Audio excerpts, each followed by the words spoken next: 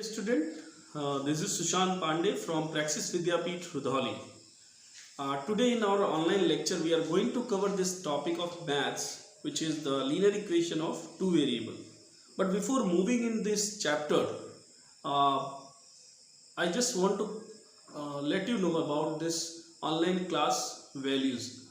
Basically, in this time, if you are not going to utilize your time in better way, so you won't be able to make your future better until and unless you are not, and even this online class is not worthful for you until and unless you are not going to give your focused time for this online class. बहुत सारे ऐसे लोग हैं जो online classes को बहुत seriously नहीं ले रहे हैं. Although there are ample amount of videos, I keep saying this in all the videos कि बहुत सारी वीडियोस ऑलरेडी अवेलेबल हैं. अगर आप यूट्यूब या आप मोबाइल से पढ़ के अगर आपको अच्छी नॉलेज हो जाती तो आप शायद पहले से भी ये कर सकते थे. लेकिन आज के टाइम पे ये हमारी ज़रूरत है. हम जो भी ऑनलाइन क्लास, जो भी टीचर या स्टूडेंट या जो भी स्कूल आपको प्रोवाइड करा रहे हैं, it's just to give you an assistance, not just for your final to give the full time on your online classes. आपको सिर्फ एक असिस्टेंस के लिए ये दिया जा रहा है, and for that you need to be self discipline. जब तक आप सेल्फ डिसिप्लिन होकर के आप अपना स्वानुशासित होकर के अपना पूरा टाइम, फोकस्ड टाइम नहीं देंगे, तब तक आपका ये ऑनलाइन क्लास करना ये सिर्फ एक दिखावा होगा, ढकोसला होगा.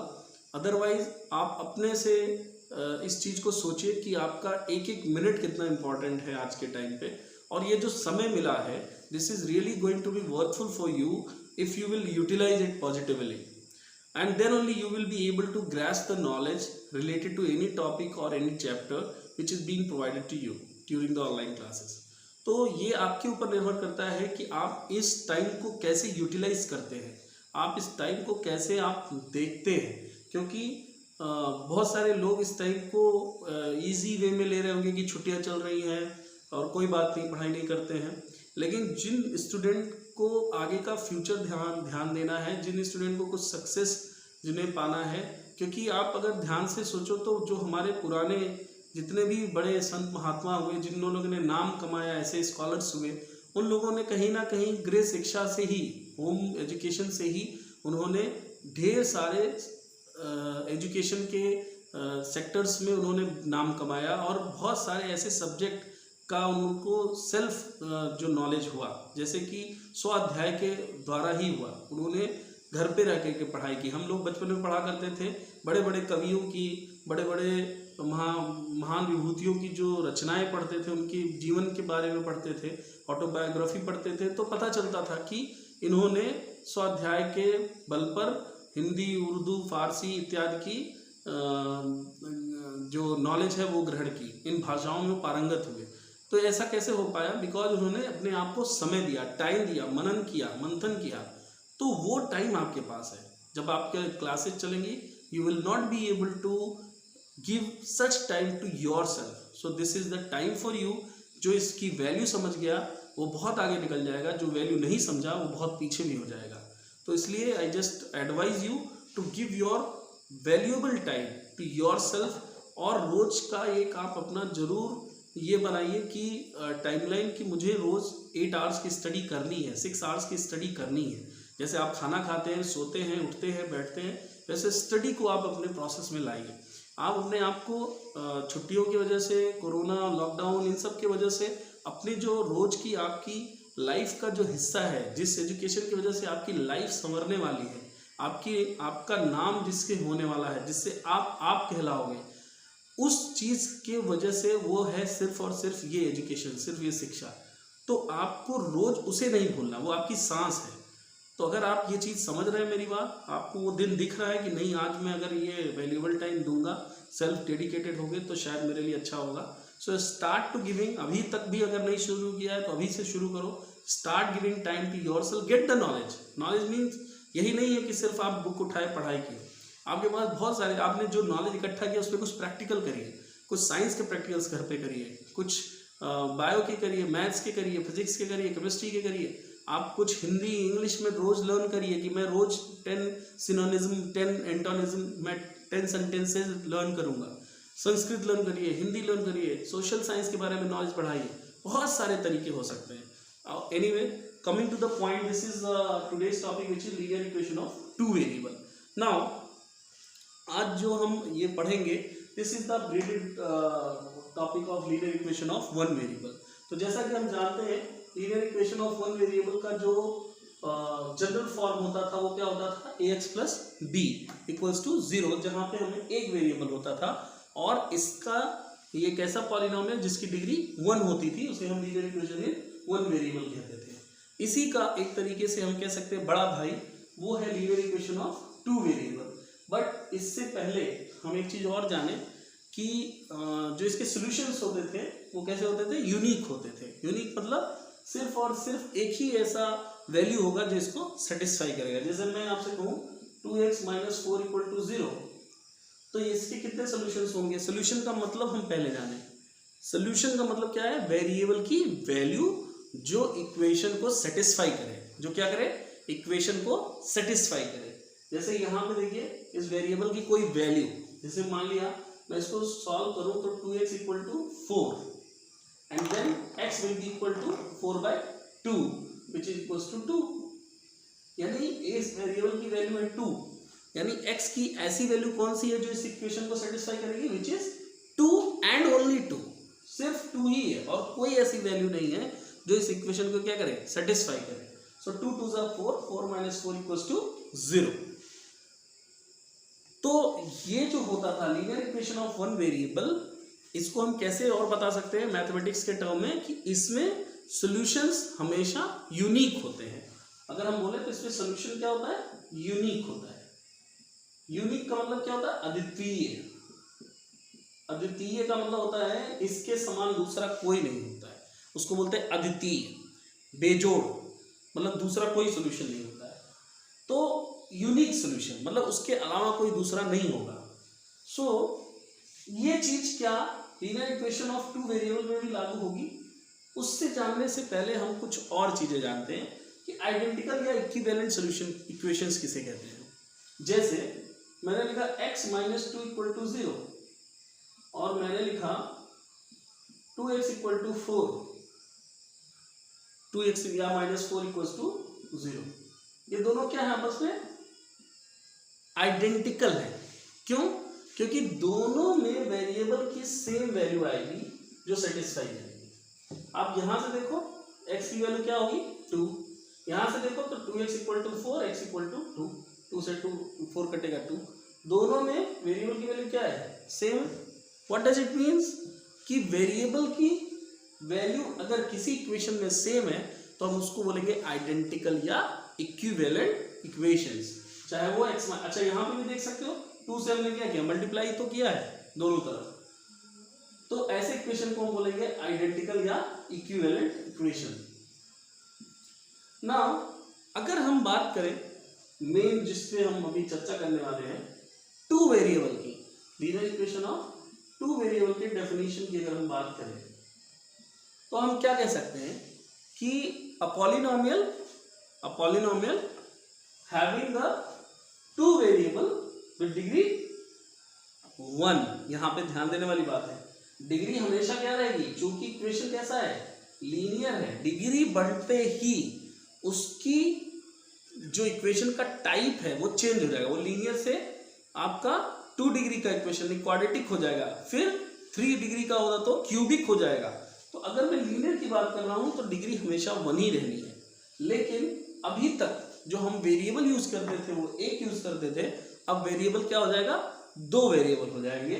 For such equation where we can write any equation in terms of x and y with the multiplying with constant is can be represented in linear equation of two variable।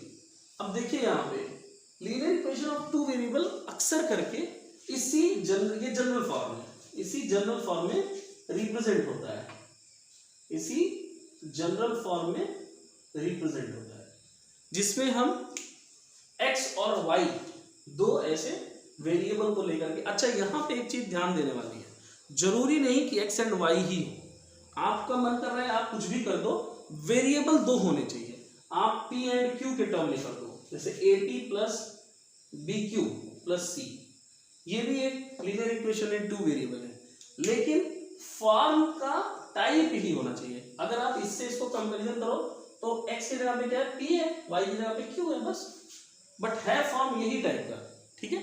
So this would be your the general form of linear equation in two variable.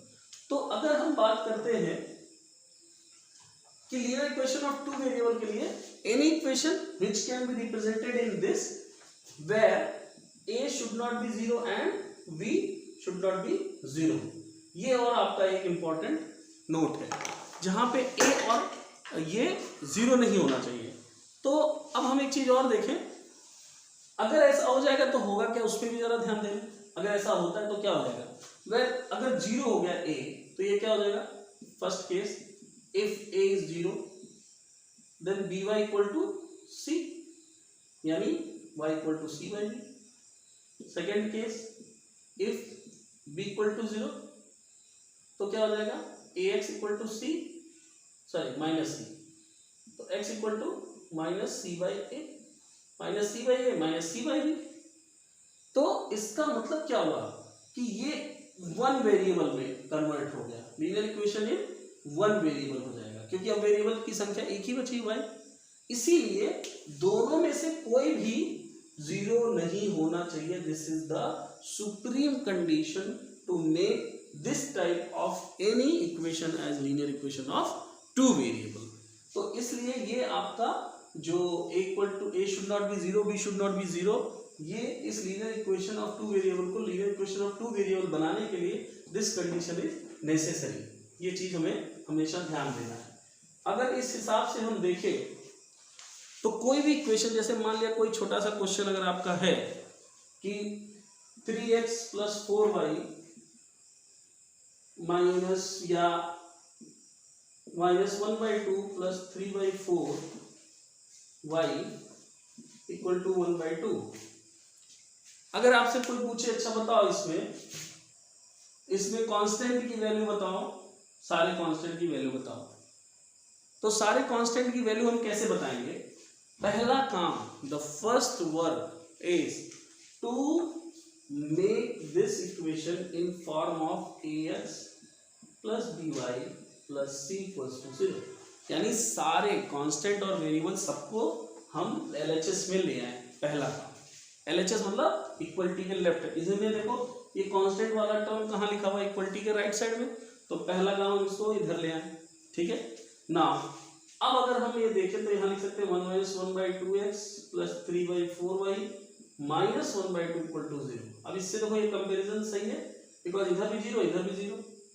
Now x से जिसका multiplication हुआ what is this is minus 1/2, y से किसका हुआ है 3/4, and then c यानी constant की value क्या है माइनस 1/2, तो हम यहाँ लिख सकते हैं a equal to minus 1/2, b equal to 3/4 and c equal to minus 1/2। एक चीज ध्यान देने वाली है कि हम कांस्टेंट हो या कोई भी टर्म हो, हम हमेशा कंपैरिजन करते टाइम पे उसके साइन के साथ लिखेंगे।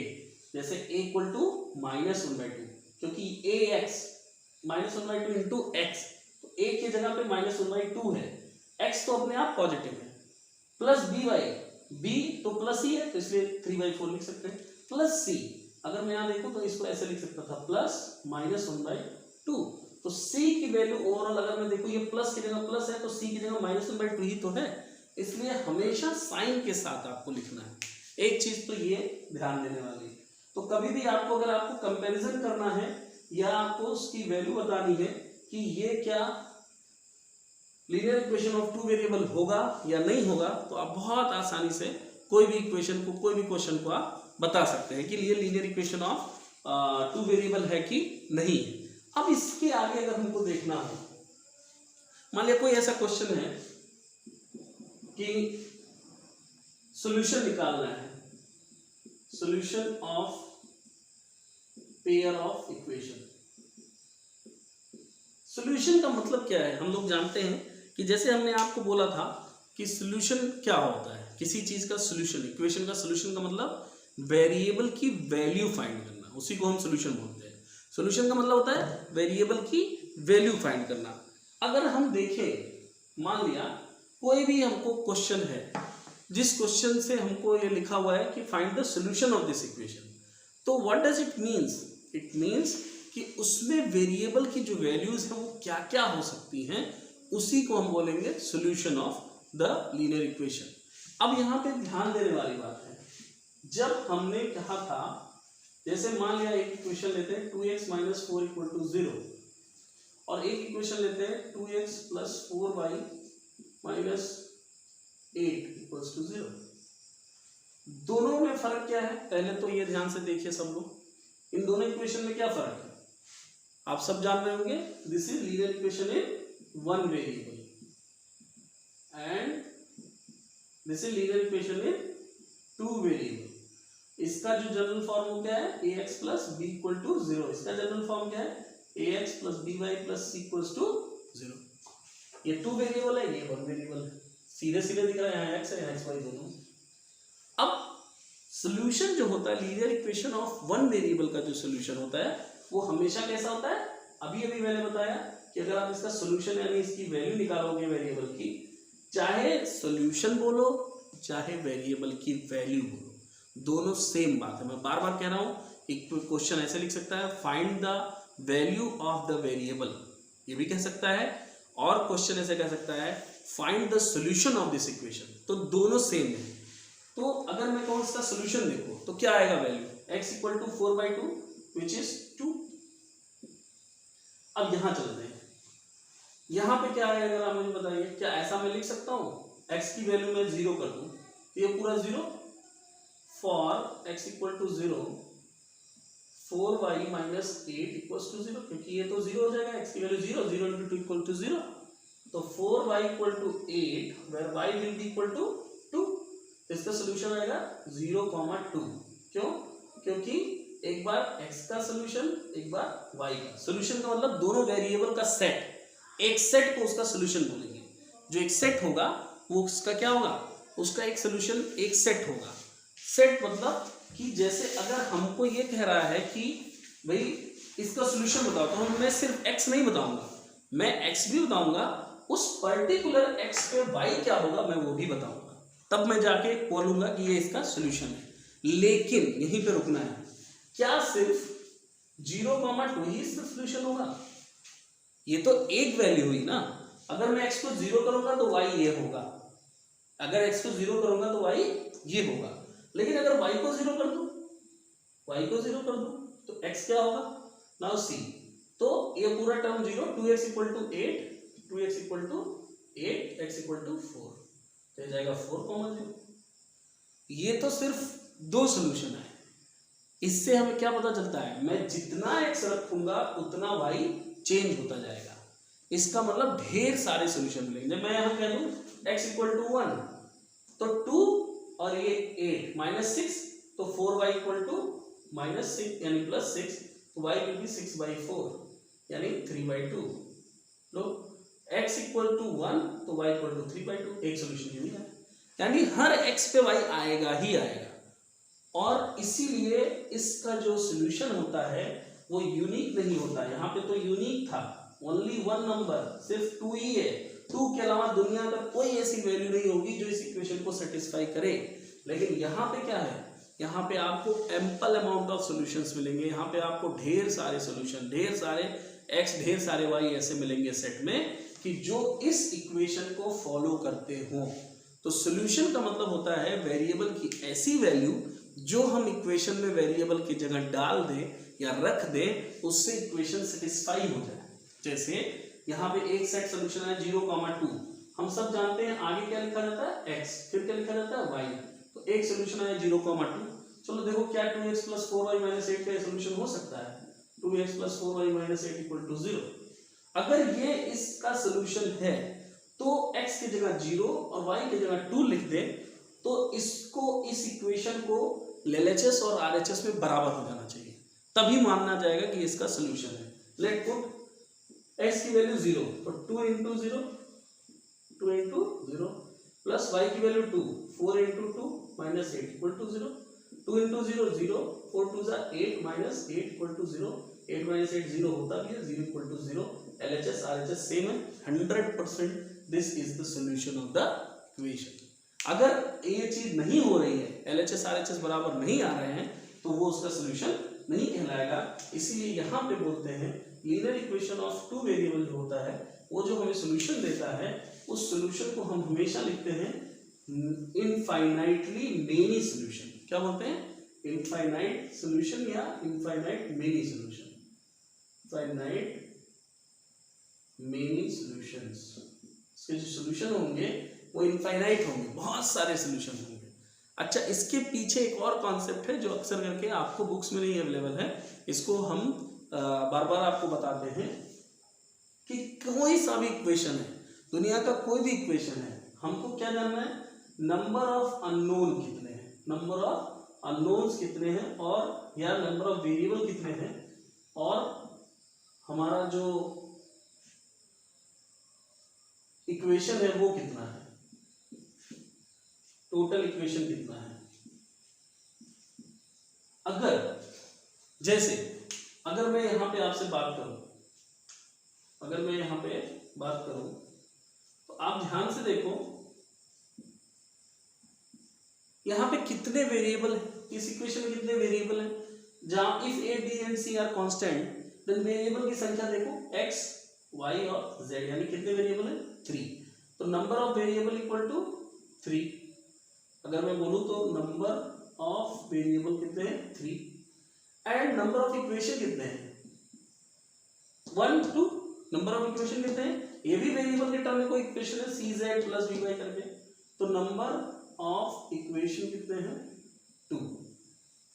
एक चीज गांठ बांध के रख लो, जब भी कभी number of variables number of equation से कम होंगे, या मैं उल्टा कह दूं कि नंबर ऑफ इक्वेशंस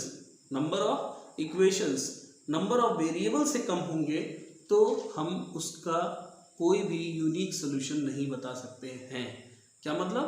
कि जब भी कभी वेरिएबल की संख्या ज्यादा हो और इक्वेशन की संख्या कम हो, मैं बार बार कह रहा हूं, वेरिएबल की संख्या ज्यादा हो, वेरिएबल्स यहां लिखते हैं 1 2 3, वेरिएबल की संख्या ज्यादा हो, इक्वेशंस की संख्या कम हो, तो वहां पे यूनिक सोल्यूशन कभी भी नहीं मिलेगा।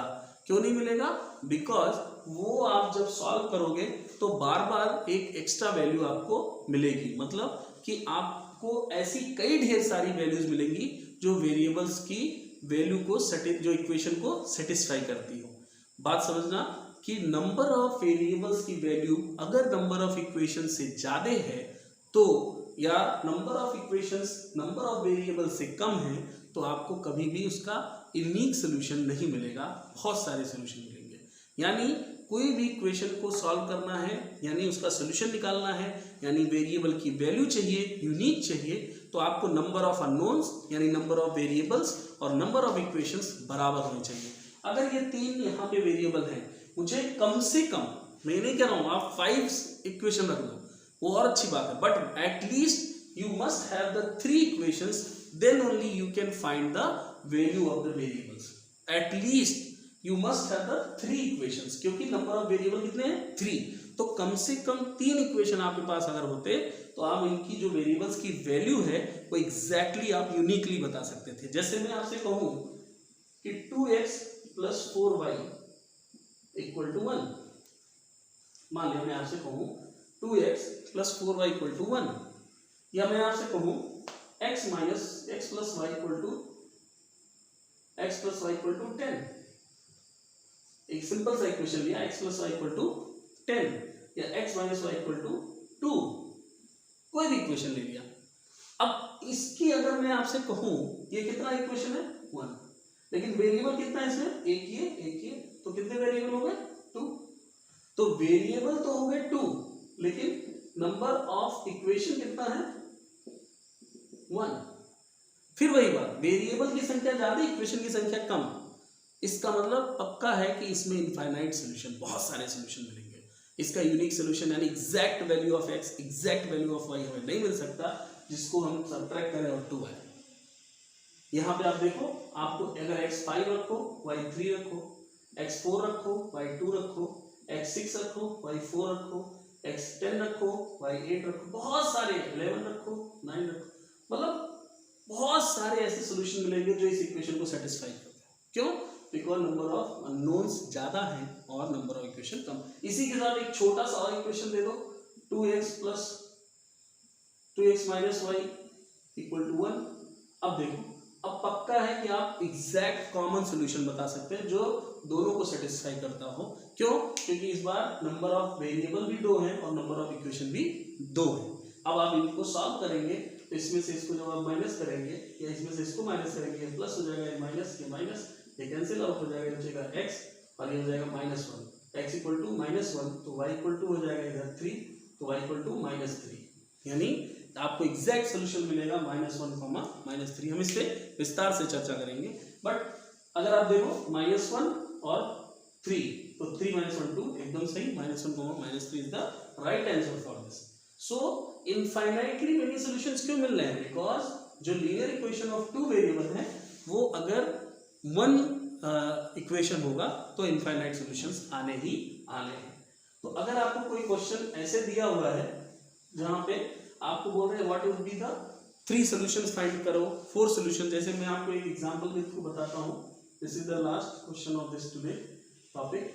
जैसे मान लेते हैं लिखा हुआ है 2x plus 5x equal to 4 या 2x plus 3y equal to 12। अब मान लिया कह रहा है कि फाइंड 3 सॉल्यूशंस, 3, 4, 5, 10 जितने सॉल्यूशंस। तो कुछ नहीं करना है, आपको क्या करना है, for x equal to 0, x 0 होगा तो y क्या होगा, 3y इक्वल टू 12, क्योंकि x तो 0 है तो y विल बी 4, क्योंकि कैसे आया ये 12/3 से, फिर y इक्वल टू क्या हो जाएगा 12/3 4, तो y की वैल्यू क्या आ जाएगी 4। तो पहला सॉल्यूशन हो जाएगा 0,4 for y equal to 0।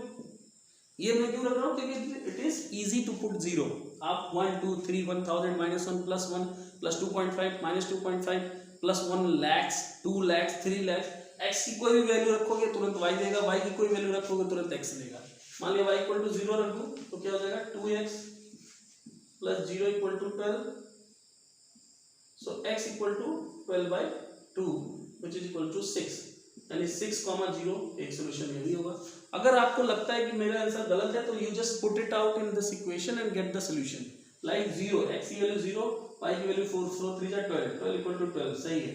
x की वैल्यू 6, 6 2 12, 12 इक्वल टू 10, y की वैल्यू 0, तो 12 plus 0 equal to 12, exactly right. तो ये सोल्यूशन एकदम सही है। नाउ चूंकि 3 मांग रहा है, x की वैल्यू 1 पुट कर दो, 0 1 -1 2 इजी पड़ेगा इसलिए। नाउ x की वैल्यू 1 पुट करेंगे, so 2 plus 3y equal to 12, 3y equal to 12 minus 2 which is equals to 10, so y equal to 10/3, यानी x equal to 1, y equal to 10/3। हमेशा याद रखें एक सेट में इनका आंसर आता है।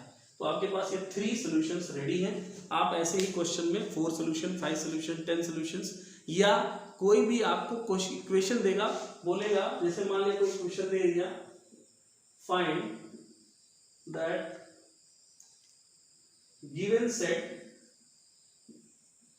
is solution of the equation x minus 3y equal to 1 or not।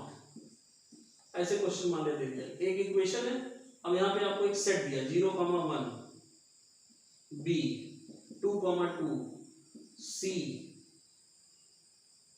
0,1/-1/3 d